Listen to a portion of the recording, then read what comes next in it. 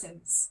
So Moses gave the tribute, which was the Lord's heave offering, to Eleazar, the priest, as the Lord commanded Moses.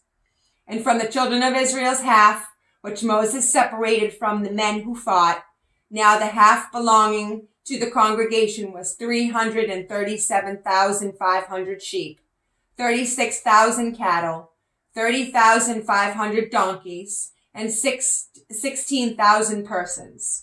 And from the children of Israel's half Moses took one of every 50, drawn by man and beast, and gave them to the Levites who kept charge of the tabernacle of the Lord. As the Lord commanded Moses, then the officers who were over thousands of the army, the captains of the thousands and the captains of hundreds, came near to Moses. And they said to Moses, "Your servants have taken account of the men of war who are under our command, and not a man of us is missing.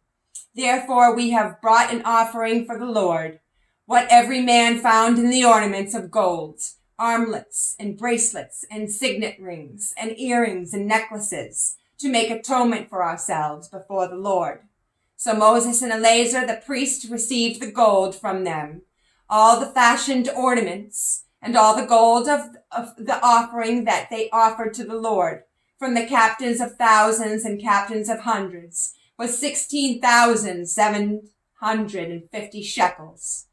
The men of war had taken spoil, every man for himself. And Moses and Eleazar the priest received the gold from the captains of thousands and of hundreds, and brought it into the tabernacle of meeting as a memorial for the children of Israel before the Lord. Wow. Okay. So that's how it's done. Oh my. Okay, so right now I'm making a very important decision because my boss, Lawrence, at my job, he said that if I'm not at work by 6:15, I get sent home. So I picked God, and I guess I'm just not going to work tonight. Okay. So now we got that out of the way, because I was supposed to...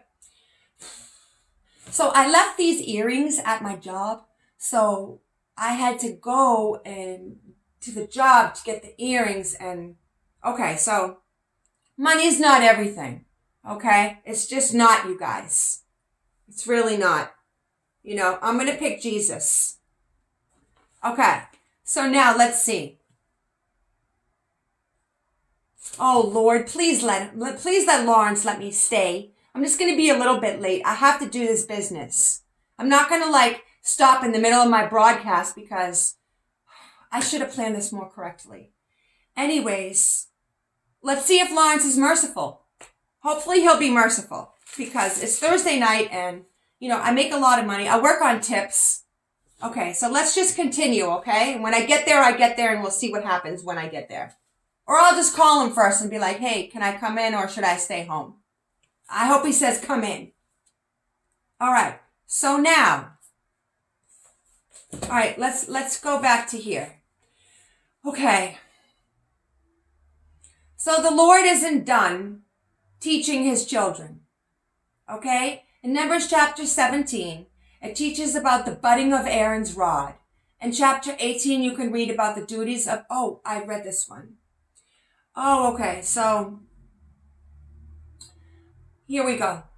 So, there were many confiscations from the spoils of wars. The Israelites became stronger and stronger as Moses led them through their journeys and confrontations out of the land of Egypt. Now Moses wrote down the starting points of their journeys at the command of the Lord, and you can read them in the book of Numbers, chapter 33. And the Lord spoke to Moses, saying, "These are the names of the men who shall divide the land among you as an inheritance: Eleazar the priest and Joshua the son of Nun."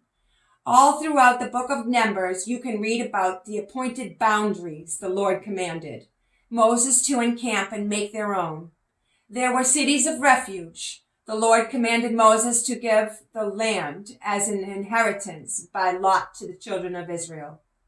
Okay, let's turn to Deuteronomy chapter 7, please, verse 6.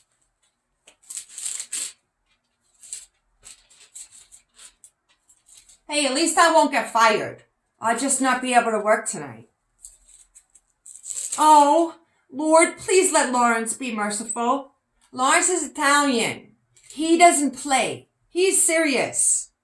Okay, so Deuteronomy chapter 7, verse 6.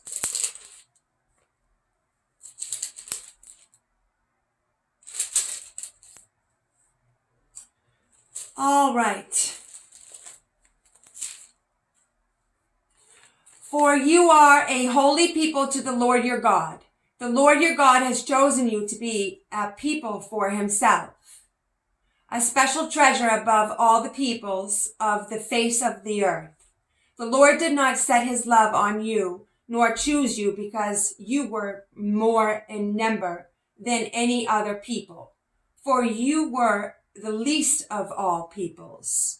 But because the Lord loves you, and because he would keep the oath which he swore to your fathers, the Lord has brought you out with a mighty hand, and redeemed you from the house of bondage, from the hands of Pharaoh, king of Egypt.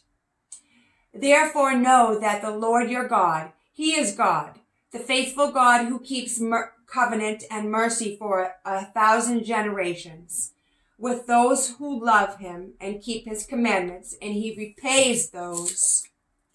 I love this part. He repays those who hate him to their face, to destroy them. He will not slack with them who hates him. He will repay him to his face. Therefore you shall keep the commandment, the statutes and the judgments which I command you today, to observe them. Okay, let's skip ahead. Chapter 30, please.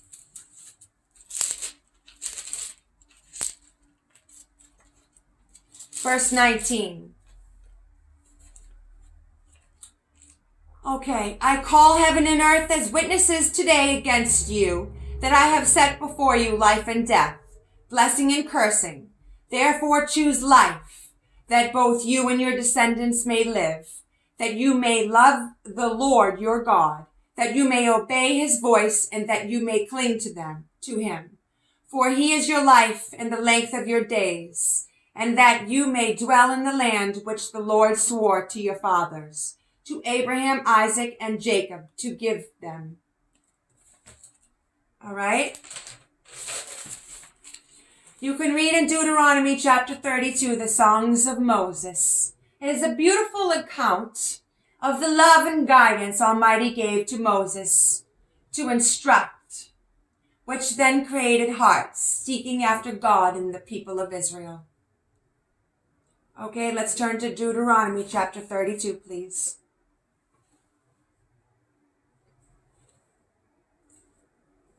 Let's put this back on. You know, you gotta be legit. Too legit to quit. Ooh. Okay, so Deuteronomy chapter 32, please. Verse 48.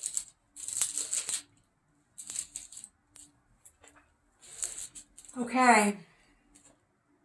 Moses to die on Mount Nebo. Oh. This part kind of hurts me because I love Moses. You know? Then the Lord spoke. Remember, Moses had a stuttering problem? The Lord picked him. You know? My son, Christian had a stuttering problem when he was little. And I used to be like, you're DJ Christian. You know what I mean? And he'd be at the karate dojo trying to spit out, and like the kids would laugh at him. You know, it's kind of hard growing up when you have a stuttering problem because people think something's wrong with you. You know what I mean? My son, Christian, he's really tough. You know, so he's very tough. Anyway, okay, so let's see. Deuteronomy chapter 32, verse 48. Okay, so Then the Lord spoke to Moses that very same day, saying, Go up this mountain of Abarim, Mount Nebo, which is the land of Moab, across from Jericho. View the land of Canaan, which I give to the children of Israel as a possession, and die on the mountain which you ascend, and be gathered to your people just as Aaron your brother died on Mount Hor, and was gathered to his people because you trespassed against me among the children of Israel at the waters of Meribah Kadesh, in the wilderness of Zin, because you did not hallow me in the midst of the children of Israel. You shall see the land before you, though you shall not go there into the land which I am giving to the children of Israel. Okay, let's turn to chapter 34, please. Verse 1. Okay, so Moses gives a final blessing on Israel. Okay. Then Moses went up from the plains of Moab to Mount Nebo, to the top of Pisgah, which is across from Jericho. And the Lord showed him all the land of Gilead as far as Dan, all Naphtali, and the land of Ephraim and Manasseh, all the land of Judah as far as the western sea, the south and the plain of the valley of Jericho, the city of palm trees as far as Zor. Then the Lord said to him, This is the land of which I swore to give Abraham, Isaac, and Jacob, saying, I will give it to your descendants. I have caused you to see it with your eyes, but you shall not cross over there. So Moses, the servant of the Lord, died there in the land of Moab, according to the word of the Lord, and he buried him in a valley in the land of Moab, opposite Beth Peor, but no one knows his grave to this day. Moses was 120 years old when he died. His eyes were not dim, nor his natural vigor diminished. And the children of Israel wept for Moses in the plains of Moab 30 days. So the days of weeping and mourning for Moses ended. Now Joshua the son of Nun was full of the spirit of wisdom, for Moses had laid his hands on him. So the children of Israel heeded him, and did as the Lord had commanded Moses. But since then there has not arisen in Israel a prophet like Moses, whom the Lord knew face to face, and all the signs and wonders which the Lord sent to do in the land of Egypt, before Pharaoh, before all his servants, and in all his land, and by all that mighty power and all that great terror which Moses performed in the sight of Israel. Wow. Lord, thank you for Moses. I love Moses. Okay, so that's the story of Moses. Okay, I love Moses. We learned that God loves Moses too. And whomever didn't listen to Moses, God showed no tolerance for.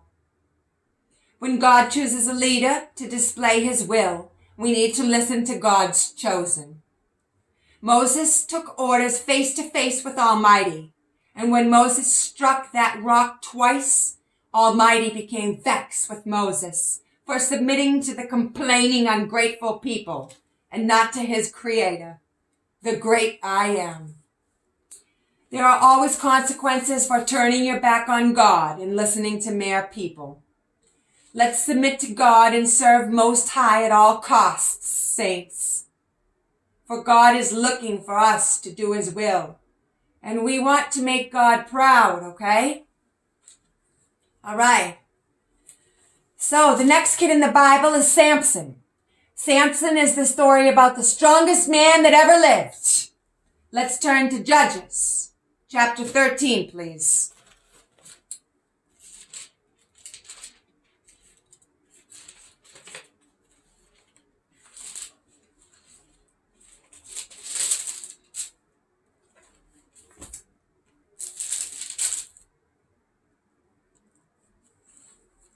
Okay, 13 verse 2. Now there was a certain man from Zorah of the family of Danites, whose name was Manoah, and his wife was barren and had no children. And the angel of the Lord appeared to the woman and said to her, Indeed, now you are barren and have borne no children, but you shall conceive and bear a son.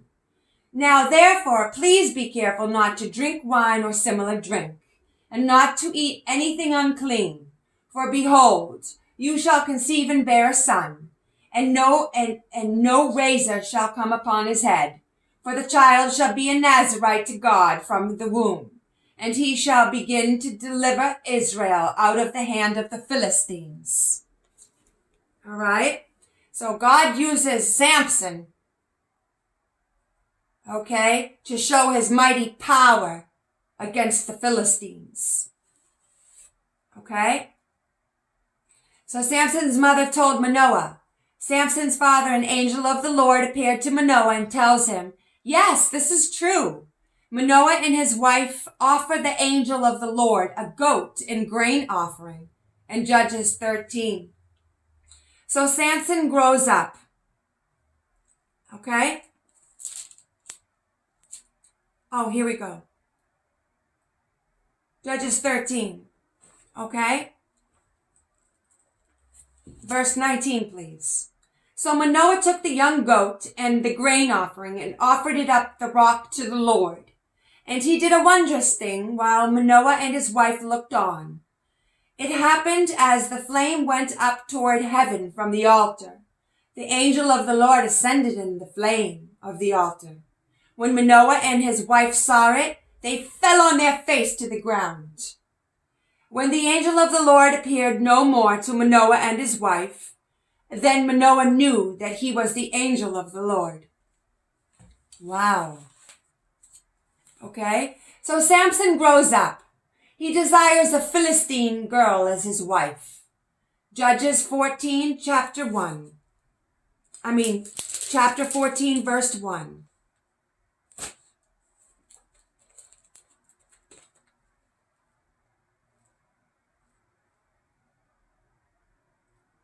Now Samson went down to Timnah and saw a woman in Timnah of the daughters of the Philistines. So he went up and told his father and his mother, saying, I have seen a woman in Timnah of the daughters of the Philistines. Now therefore get her for me as a wife. Then his father and his mother said to him, Is there no woman among the daughters of your brethren, or among all my people, that you must go and get a wife from the uncircumcised Philistines? And Samson said to his father, Get her for me, for she pleases me well. But his father and his mother did not know that it was the Lord, that it was of the Lord, that he was seeking an occasion to move against the Philistines. For at that time the Philistines had dominion over Israel. So Samson went down to Timnah with his father and mother and came to the vineyards of Timnah. Okay? Samson tears apart a lion. Listen to this. Now, to his surprise, a young lion came roaring against him. And the Spirit of the Lord came mightily upon him, and he tore the lion apart as one would have torn apart a young goat, though he had nothing in his hand. But he did not tell his father or his mother what he had done. Then he went down and talked with the woman, and she pleased Samson well. After some time, when he returned to get her, he turned aside to see the carcass of the lion. And behold, a swarm of bees and a honey were in the carcass of the lion.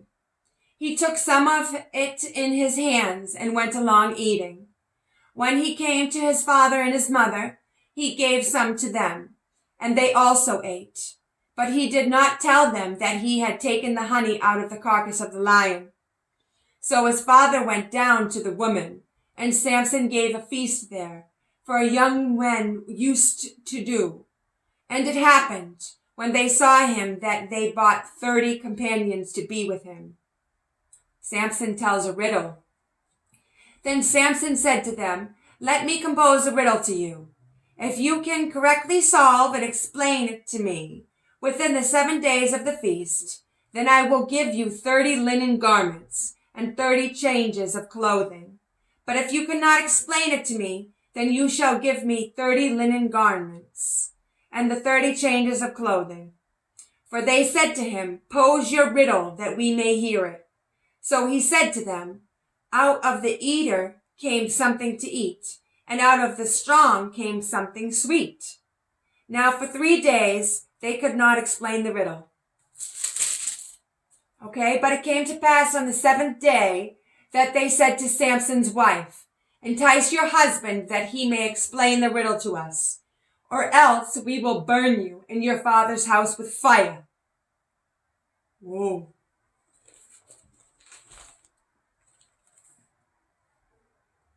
Okay. So after Samson's Philistine wife begs him for 7 days to answer the riddle, he finally told her. So then he tells her Philistine friends. So then Samson kills 30 Philistines, stripped them and gave them their clothes to those who had explained the riddle. So then Samson's father gives his wife to one of his friends who was at the feast. Ooh. You messing with this boy? Judges chapter 15. Verse 2, please. Her father said, I really thought you thoroughly hated her. Therefore I gave her to your companion.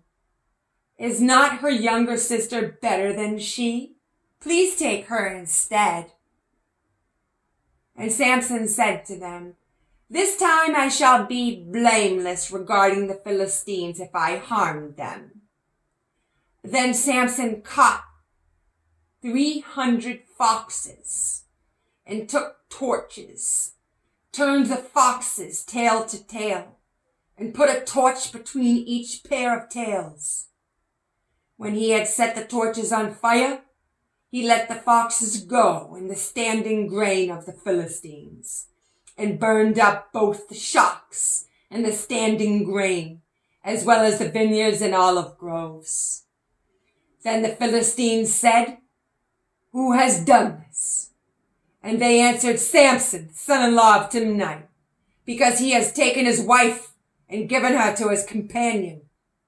So the Philistines came up and burned her and her father with fire. Samson said to them, since you would do a thing like this, I will surely take revenge on you. And after that I will cease. So he attacked them, hip and thigh, with great slaughter. Then he went down and dwelt in the cleft of the rock of Etam. You'd think someone wouldn't mess with such a man. You know what I'm saying? Like, you'd think that they'd be like, oh, you know, this guy could kill me. Samson was good though, you know. He had respect for his father and his mother. He wasn't like rabid. You know what I mean? Anyways, see, these days, you do something like that, your son just might kill you. You can't give your wife, your son's wife, to his friend and think that there's not going to be repercussions for it. Okay. Things were just so different back then. Anyway, Samson has a lot of respect for the Lord, you know? So anyways, listen. All right, so the Philistines were enraged about all their harvest and vineyards burned up by the 300 foxes Samson set with their tails on fire. 3,000 men from Judah, Samson's own people, mind you. So they say to Samson, let us tie you up and turn you over to the Philistines. So he says, yeah, sure, okay, under one condition, that you won't kill yourselves. So they agree and tie him up. So essentially Samson was the original Trojan horse and the men inside it. All as one person. All right? Samson rips through the ropes, grabs the jawbone of the donkey, the mandibula. You know? He says, he slaughters 1,000 Philistines with the jawbone of the donkey. Keep in mind the men of Judah who delivered Samson to the Philistines, weren't in on this. They thought they were really turning him over to his execution. They probably didn't expect him home in time for dinner.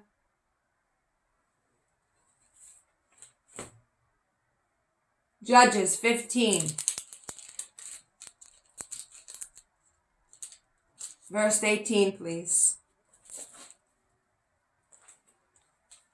Then he became very thirsty. So he cried out to the Lord and said, "You have given this great deliverance by the hand of your servant. And now shall I die of thirst and fall into the hand of the uncircumcised." So God split the hollow place that is in Lehi, and water came out, and he drank, his spirit returned, and as he drank, his spirit returned, and he revived.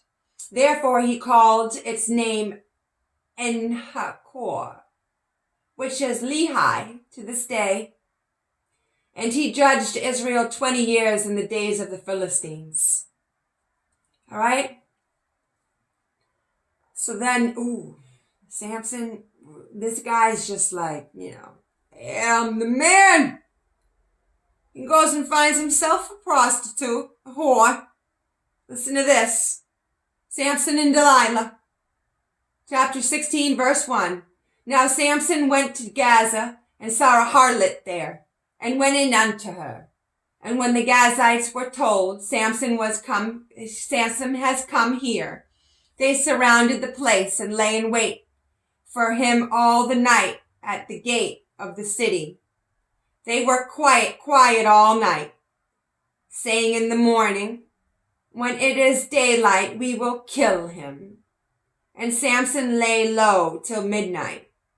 Then he arose at midnight, took hold of the doors of the gate of the city, and the two gate posts, pulled them up, bar and all, pulled them on his shoulders, and carried them to the top of the hill that faces Hebron.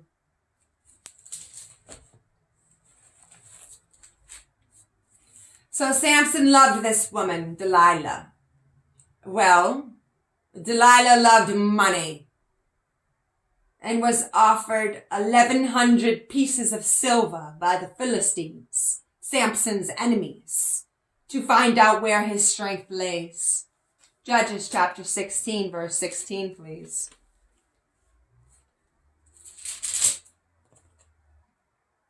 And it came to pass, when she pestered him daily with her words, and pressed him, so that his soul was vexed to death, that he told her all his heart, and said to her, No razor has ever come upon my head, for I have been a Nazarite to God from my mother's womb. If I am shaven, then my strength will leave me, and I shall become weak, and be like any other man. When Delilah saw that he had told her all his heart, she sent and called for the lords of the Philistines, saying, Come up once more, for he has told me all his heart. So the lords of the Philistines came up to her and brought the money in her hand. Then she lulled him to sleep on her knees, and called for a man that had him shave off the 7 locks of his head. Oh, wow. Samson was probably black. Oh, wow.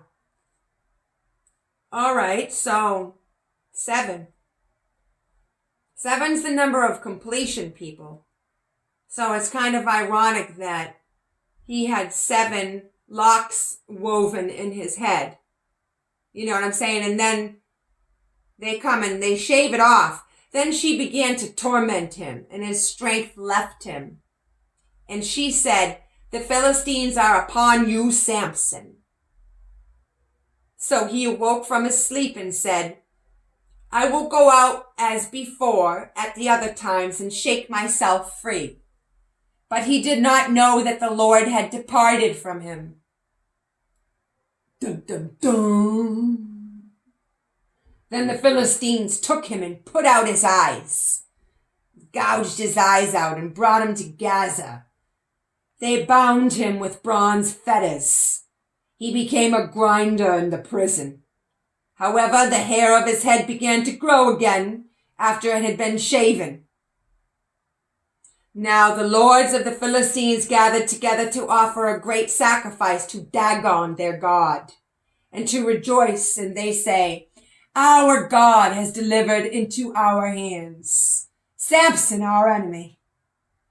When the people saw him, they praised their God, for they said, "Our God has delivered into our hands our enemy, the destroyer of our land, and the one who multiplied our dead." So it happened, when their hearts were merry, that they said, "Call for Samson, so that he may perform for us." So they called for Samson from the prison, and he performed for them, and they stationed him between the pillars. Then Samson said to the lad who held him by the hand, "Let me feel the pillars which support the temple, so that I can lean on them." Now the temple was full of men and women. All the lords of the Philistines were there, about 3,000 men and women, on the roof watching while Samson performed. Then Samson called to the Lord, saying, "O Lord God, remember me. I pray, strengthen me. I pray just this once, O God, that I may with one blow take vengeance on the Philistines for my 2 eyes." Then Samson took hold of the 2 middle pillars which supported the temple, and he braced himself against them, one on his right and one on his left. Then Samson said, "Let me die with the Philistines." And he pushed with all his might, and the temple fell on the lords and all the people who were in it. So the dead and he killed at his death were more than he had killed in his life.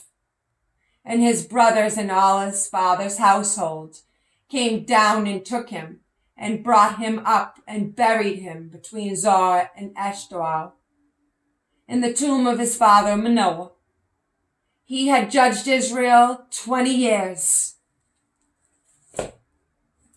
Damn, this boy.